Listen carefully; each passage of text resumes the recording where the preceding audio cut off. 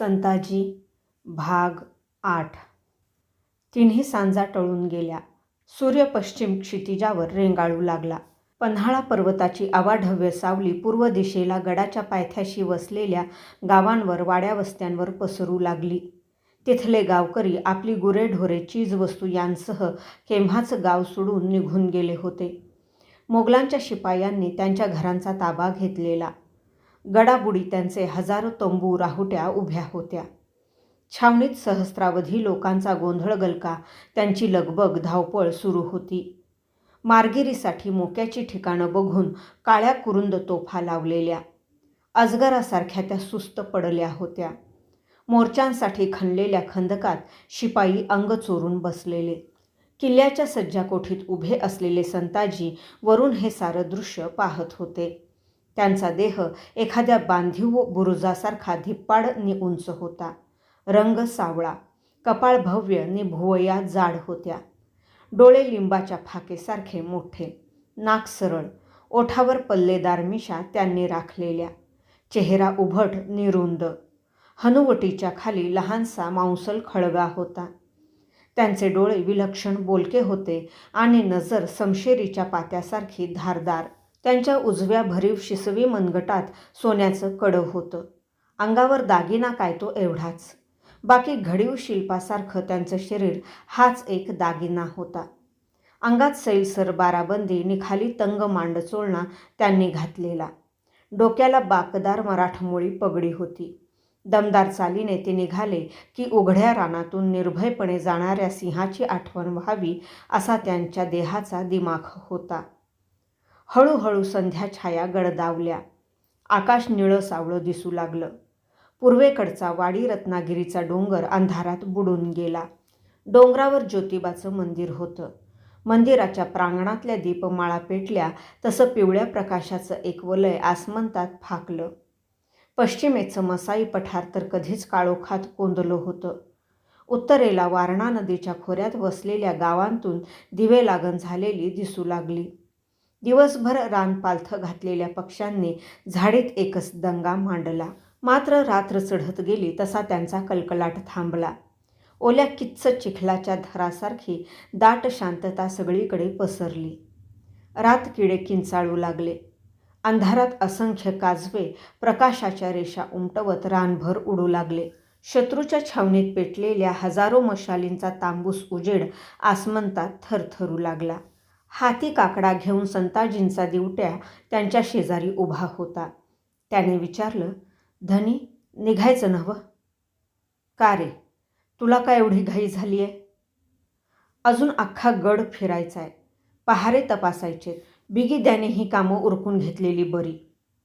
बरं चल, हो पुढे. दोघे निघाले. तेवढ्यात सज्जाकोठीच्या जिन्यात कुणाची तरी पावलं वाजली.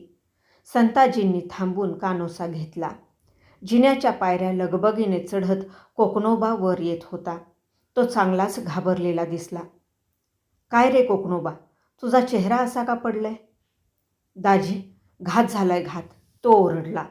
शेख निजाम 4000 जमावानिशी संगमेश्वराकडे दौडत सुटलाय. काय सांगतोस? संताजी जवळजवळ किंचाळलेच. एकदम पक्की खबर. राज अजून संगमेश्वरालाच थांबल्याला दिसतात. रायगडाकडं निघायचं म्हणून सोबतचा जमाव बी आधीच पुढं धाडलाय म्हण त्यांनी. त्यांच्याकडं फौज बेताची आहे. जमिनीत पाय रुतावे तसे संताजी क्षणभर निश्चल उभे राहिले. ही भलतीच बिलामत भूतासारखी अचानक अंगावर आल्यामुळे काय करावं ते क्षणभर त्यांना सुधरेच ना. मग सज्जाकोठीच्या पायऱ्या दडदडा उतरून ते खाली धावले आणि घोड्याच्या पाठीवर झेप घेऊन तसेच भन्नाट आपल्या वाड्याकडे दौडत सुटले. आबा आबा अशी हाक मारत ते वाड्यात शिरले. जेवणखाण आटोपून म्हाळोजी बाबा नुकतेच बैठकीच्या खोलीत येऊन बसलेले. अडकीत त्याने कातरलेली सुपारी तोंडात टाकून ते पानाला चुना लावत होते. धावत आलेल्या संताजींकडे पाहत त्यांनी विचारलं, काय रे, काय झालं? भूतानं पाठ धरल्यासारखी अशी पळापळ का करतोस? आबा, वैऱ्याने वेळ साधली. कसली वेळ? कुठला वैरी? नीट उमज पडेल असं बोल की. शेख निजाम फौजेसह संगमेश्वराकडे निघालाय. आ? ते ऐकताच चटका बसावा तसे म्हाळोजी आपला जाडजूड देह सावरत उठले. मायला त्या शेख निजामाच्या, त्याची ही हिंमत! उतरू दे त्याला कोकणात. मलकापूरची 5,000 पागा आणि खेळण्याचा जमाव घेऊन मागणं जाऊन त्याचा बुक्का उडवू आपण. तेवढा वेळ कुठे आहे आबा? इथली शिबंदी घेऊन आपल्याला निघावं लागेल, तेही आता लगेच. अरे पण शिबंदीतले सोबत किती लोक घ्यायचे आणि गड झुंजवायला किती ठेवायचे? राजांपुढे गडाची काय मातब्बरी आबा? तो गेला तर जाऊ द्या, पुन्हा आपण जिंकून घेऊ. तेही खरंच म्हणा. चल. दोघे वाड्यातून बाहेर पडले. शिबंदीतले 500 निवडक स्वार वेगळे काढून म्होळोजींनी गडकऱ्यांना फरमावलं, या लोकांसह आम्ही गड उतरू. राहिलेली शिबंदी घेऊन तुम्ही झुंज द्या. गडकरी भांबावला. मुठभर मावळ्यांना घेऊन पन्हाळ्यासारखा अजस्त्र किल्ला कसा लढवायचा हा प्रश्न त्याच्यासमोर आवासून उभा राहिला. बाबांनी त्याला धीर दिला. एकदम असं दिल टाकू नका गडकरी. तुमच्या हिमतीपुढे गनिमाचा हिसाब तो काय? ते खरं, पण त्याने एकदम एल्गार केला तर काय? बाबा कडाडले. लढत लढत कटून मरा. मराठ्यांच्या अवलादीला झुंजत मरावं कसं ते सांगायची वेळ आजवर कधी कुठल्या सरनौबतावर गुदरली नाही हे ध्यानी धरा. त्यांची रागीट नजर, पिंजारलेल्या मिशा नि उग्र चेहरा पाहून गडकरी गारठला. 2 पावले मागे सरत तो म्हणाला, जशी आपली आज्ञा. जीवाची कस्त करू, पण जितेपणी गनिमाला गडाची पायरी चढू देणार नाही. शाब्बास रे मर्दा. आता कसं बोललास बरं? घोड्यावर स्वार होताच हवेत हात उंचावून बाबांनी गर्जना केली. जय भवानी, जय श्रीराम. चला. त्यांनी इशारा करताच 500 स्वारांचं पथक गडाच्या पश्चिम दरवाजातून वादळासारखं बाहेर पडलं. संगमेश्वराकडे दौड मारताना घंटानादासारखा एकच एक विचार म्हाळोजींच्या डोक्यात घुमत होता. गनिमाचा डरपोक डाव उधळून लावला पाहिजे. लाख मोलाचा आपला राजा निजामासारख्या माकडाच्या मिठीत घावण्याआधी त्याला वाचवलं पाहिजे. जणू धावत्या काळाची गती रोखण्यासाठी बाबा तुफान दौडत होते. तिकडे शेख निजाम मुकर्रब खानही जीवाच्या आकांताने दौड मारत होता. त्याच्या सैन्यात हत्ती, उंट आणि सांडण्या होत्या. सोबत स्वार, हशम, बंदूकधारी करोल, माहितगार वाटाडे होते. तो स्वतः हत्तीवरच्या हौद्यात बसलेला. दुसऱ्या हत्तीवर त्याचा बेटा इखलास खान होता. माहुतावर निजाम सारखा ओरडत होता, महावत हाथी को और तेज दौडाव, और तेज. माहूत आपल्या परीने प्रयत्न करत होता, पण त्याने निजामाचं समाधान होत नव्हतं. शेवटी माहूत चिडून म्हणाला, हुजूर, हाथी घोडा कैसे बन सकता है? वो अपने ही चाल से चलेगा. नामुराद, हमसे जुबान लढाता है. हातातली वेताची कमची सपकन निजामाने माहुताच्या पाठीवर ओढली. माहूत कळवळला. चिडून त्याने अंकुश हत्तीच्या मस्तकात टोचताच सलग 10 कोसांची धाव घेऊन दमलेलं ते जनावर बिथरलं आणि गिरकी घेऊन जागच्या जागी उभं राहिलं. क्या हुआ? हाथी क्यों रुका? वो थक चुका है हुजूर. अब वो चल सकता है, दौड़ नहीं सकता. तू महावत नहीं, गधा है गधा. हाथी को नीचे बिठा, हम घोडे पर सवारी करेंगे. माहुताने हत्ती खाली बसवताच हौद्याशी लोंबणाऱ्या शिडीने निजाम खाली उतरला आणि घोड्यावर स्वार झाला. इखलास खान त्याला म्हणाला, अब्बा हुजूर, थोडा वेळ थांबूया. सिपाही जानवर सब प्यास से तरस रहे हैं. नहीं, निजाम ओरडला. जानवरों की प्यास से हमारे दिल की प्यास बहुत बड़ी है. दिवस मावळून सांजावलं. वर आकाशाकडे पाहत निजामाने वाटाड्याला विचारलं, अभी कितना फासला बाकी है? पल्ला लांबचा हाय, आत्ता निम्मी वाट सरलीया. डुईवरची पगडी फिरवत वाटाड्याने जबाब दिला. घाटात उतरायला रात्र झाली. वाटाड्यांनी पलिते पेटवले. घाटातल्या त्या अवघड नागमोडी वाटेवरून चालताना स्वारांना सभोवतालचा अंदाज लागेना. पलित्यांचा प्रकाश थरथरत होता. त्यात चौफेर पसरलेलं अरण्य दिसू लागलं. ते भूतासारखं भीतीदायक वाटू लागलं. झाडांच्या सावल्या वेड्या वाकड्या नाचू लागल्या. एका बाजूला उभे असलेले उंच डोंगरकडे नि दुसऱ्या बाजूला पसरलेल्या खोल दऱ्या. सह्याद्रीचं ते रांगडं रूप उरात धडकी भरवणारं होतं. वारा जोराने वाहत होता. झाडे सळसळत होती. माणसं, जनावरं थंडीने काकडून त्यांच्या अंगाचा पार आकडा झाला. भलत्यावेळी आपण सैतान संभाच्या इलाख्यात खोलवर घुसत आहोत या कल्पनेनेच लोकांच्या मनाचा थरकाप उडाला होता. सैन्यात निजामाचे पुत्र, भाऊ, पुतणे अशी नात्यातली बरीच मंडळी होती. आपण कुठेनी कशासाठी निघालोय हे त्यांनाही ठाऊक नव्हतं. फक्त शेख निजाम आणि त्याचा बेटा इखलास या दोघांनाच त्याची कल्पना होती. निजामही मनोमन हादरून गेलेला. ओठातल्या ओठात तो सारखा पुटपुटत होता, या अल्लाह, मदद, मदद. त्याच्या डोक्यात विचारांचं वादळ थैमान घालत होतं. गणोजी शिर्क्यांच्या सांगण्यावर यकीन करून आपण निघालो हे सही की गलत? गणोजी हा संभाचा साला, दोघांचं पटत नाही म्हणे. केवळ तेवढ्यावरून गणोजी त्याच्या जीवावर उठेल? यकीन नाही होता. पण आपण काही एकट्या गणोजीच्या सांगण्यावर विश्वास टाकून निघालेलो नाही. संभाच्या इतरही काही विश्वासपात्र लोकांनी आपल्याशी संधान बांधले. वर्षभर पातशहाची हीच तयारी सुरू होती. ती बेकार जाणार नाही. पण यात जर का गणोजीने संभाजीची मिली भगत असेल तर मात्र या बियाबान इलाख्यात नक्की आपली कंबख्ती भरणार. निघण्याआधी इख्लास खान सारखा म्हणत होता, शिर्केचा यकीन करू नका म्हणून. तरीही हिंमत करून आपण निघालो. इख्लास अजून बच्चा आहे, सियासतीतला कच्चा खिलाडी. अशी जवामर्दी दाखविल्याशिवाय शोहरत मिळत नाही हे त्याला मालूम नाही. आपल्याला तर नाम हवं, शोहरत हवी. मोगलांशी तसा संबंध तरी काय आपला? मूळचे कुतुबशाही सरदार आपण. गोवळकोंड्याला वेढा पडला तेव्हा मोगलांशी लढलो. पण पातशहाच्या धडकेपुढे गोवळकोंडा गुडघे टेकणार हे दिसताच मोगलांना मिळालो. लोकांनी गद्दार म्हटलं. आपली छी-थू केली. आपण त्याची पर्वा केली नाही.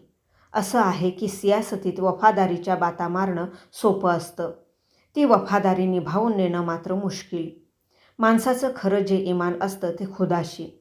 खुदाने पैदा केलेल्या कुण्या सुलतानासाठी मरण्यापेक्षा खुदासाठी जान देणं ही खरी शहादत. त्या खालोखाल माणसाने मरावं ते आपल्या इब्रतीसाठी. पातशाही चाकरीत आपण आलो, पण तिथे व्हावी तशी आपली इज्जत अफजाई झाली नाही. शाही लष्करातले इराणी तुराणी सरदार कुतुबशाहीचा गद्दार म्हणून आपली संभावना करतात. दख्खनी म्हणून आपल्याला हिणवतात. या लोकांपुढे सर बुलंद करून जगायचं असेल तर अशी मोठमोठी कामे अंगावर घ्यायलाच हवीत. आजवरच्या कामगिऱ्यांपेक्षा ही कामगिरी सर्वात कठीण. कामयाबी लाभली तर इज्जत वाढेल, नाकामयाब ठरलो तर कोकणच्या मिट्टीत शहीद होऊ. साम्राज्याचं एवढं सामर्थ्य हाताशी होतं.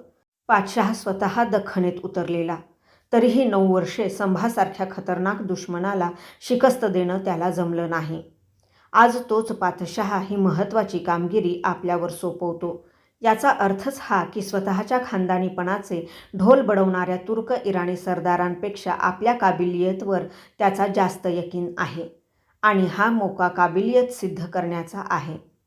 इख्लास हे सगळं समजून घेण्यात कमी पडतो.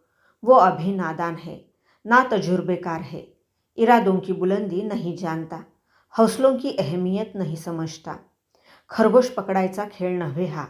सिंहाच्या गुहेत शिरून त्याची आयाळ धरत त्याला जिंदा या मुर्दा धरायचं आहे.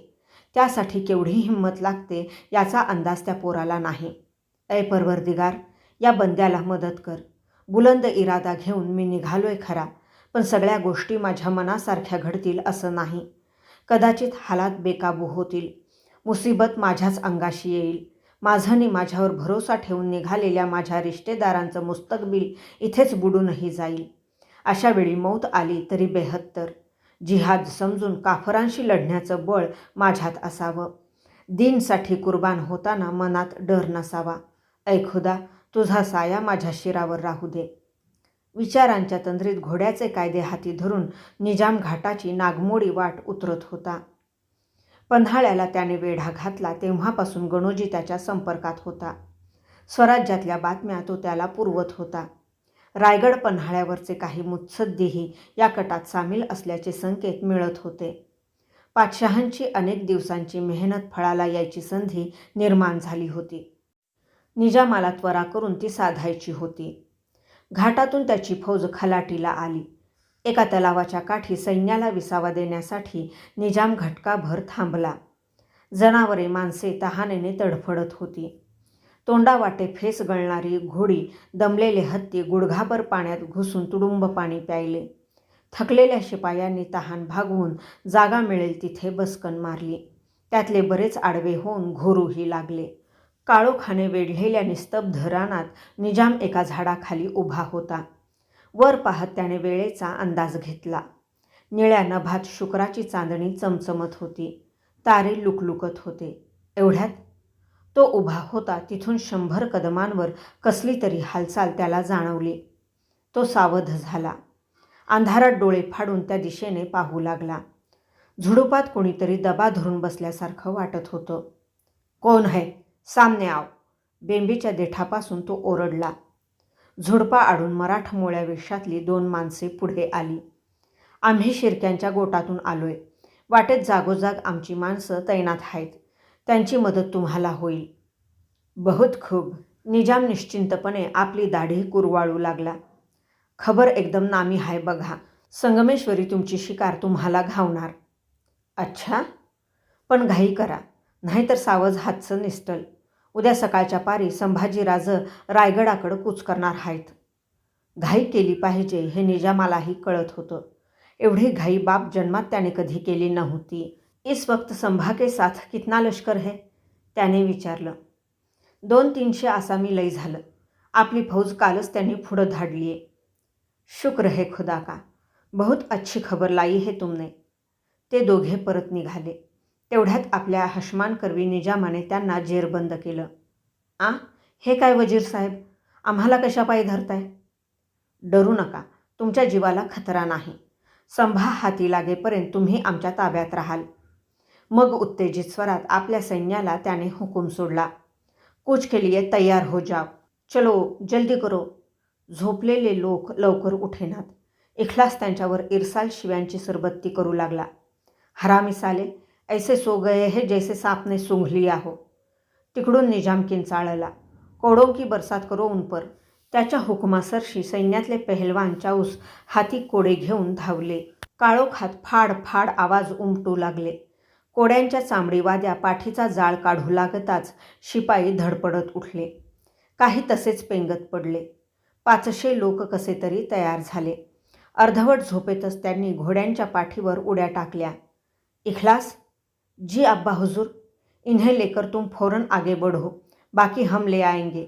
इखलास पुढे गेला आणि मागे थांबलेला निजाम आग्या वेताळासारखा किंचाळत झोपेने सुस्तावलेल्या आपल्या सैनिकांवर तुटून पडला. घडीभराने त्याचं कूच पुन्हा सुरू झालं. भाग 8 समाप्त.